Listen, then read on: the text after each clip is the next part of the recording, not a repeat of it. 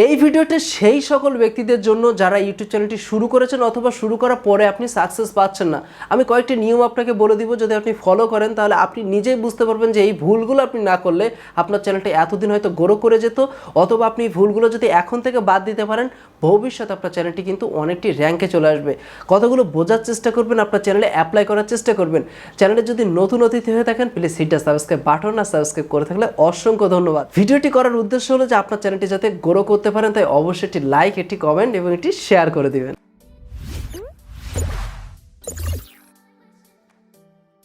প্রথমে আপনাকে যে ব্যাপারটি খেয়াল রাখতে হবে সেটা হলো যে আপনি একটি ইউটিউব চ্যানেল শুরু করে দিলেন, কিন্তু আমরা যে কাজটি করে থাকি হয় টিকটকের ভিডিও দেখে ইউটিউব চ্যানেল শুরু করি, রান্নার ভিডিও দেখে ইউটিউব চ্যানেল শুরু করি, গেমিং ভিডিও দেখে ইউটিউব চ্যানেল শুরু করি। আমি বলবো এখানেই থেমে যান।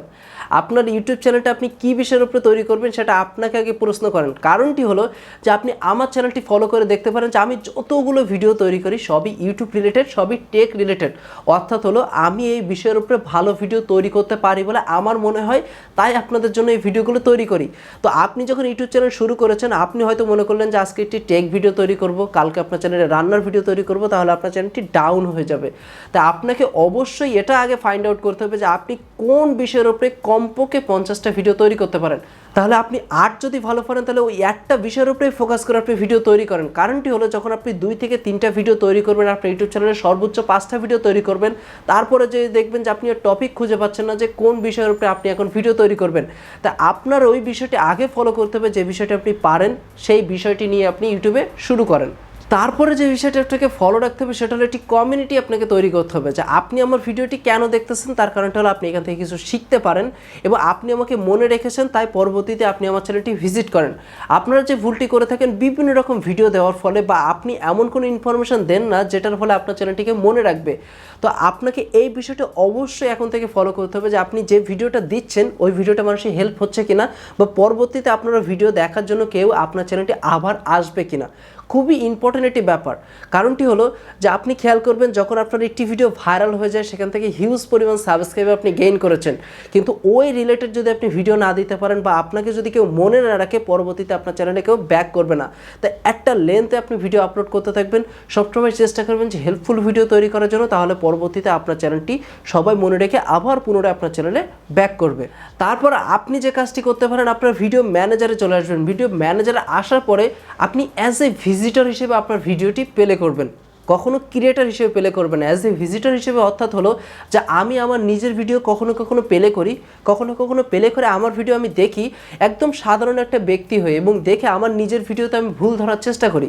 খুবই ইম্পর্টেন্ট একটি পার্ট। আপনি যদি আপনার ভিডিওতে আপনার ভুলগুলো না ধরতে পারেন, পরবর্তী ভিডিওগুলো আপনি ভালোভাবে তৈরি করতে পারবেন না। তো অবশ্যই আপনার ভিডিও আপনি প্লে করেন। প্লে করার পরে আপনি একটু চিন্তা করেন যে আপনি যে ভিডিওটা তৈরি করেছেন অন্য একটি চ্যানেলও সেম ভিডিও তৈরি করেছে, কিন্তু আপনার ভিডিওটি দেখার পরে আপনার একজন ভিজিটর হিসেবে মনে হচ্ছে যে এই ভিডিওটা আপনার কাছে ভালো হয়নি, তার ভিডিওটি ভালো হয়েছে। তাহলে আপনার এই জায়গাটায় আপনার আগে ইমপ্রুভমেন্ট নিয়ে আসতে হবে যে আপনার ভিডিওটি কেন ভালো হচ্ছে না। আপনি ওই ভিডিওটি দেখতে ইন্টারেস্টেড বাট আপনার ভিডিও না। এখন যখন আপনার কাছে মনে হবে যে আপনার ভিডিওটি দেখতে আপনার খুবই ভালো লাগতেছে, আপনার ভিডিওটি আপনি দেখেও আপনার মনে হচ্ছে যে হ্যাঁ ভিডিওটি মানুষ দেখবে, সেক্ষেত্রে যদি একটু ভিউজ না পান, অলরেডি কয়েকটি বিষয়ের উপরে ভিডিও দেওয়া আছে যে কীভাবে গ্রো করবেন আপনার চ্যানেল, ওই ভিডিওগুলো দেখতে পারেন। অথবা গুগল অ্যাডস দিয়ে আপনার ভিডিও 2-3টি বুস্ট করতে পারেন, সেক্ষেত্রে অনেক মানুষের সামনে আপনার ভিডিওটি সাজেস্ট করবে। তখন দেখবেন যে নতুন নতুন ভিজিটর আসবে, এবং যেহেতু আপনার ভিডিও আপনি কনফার্ম শিওর যে আপনার ভিডিও মানুষ দেখবে, সেক্ষেত্রে ভিডিও কিন্তু ভাইরাল হওয়া শুরু হয়ে যাবে।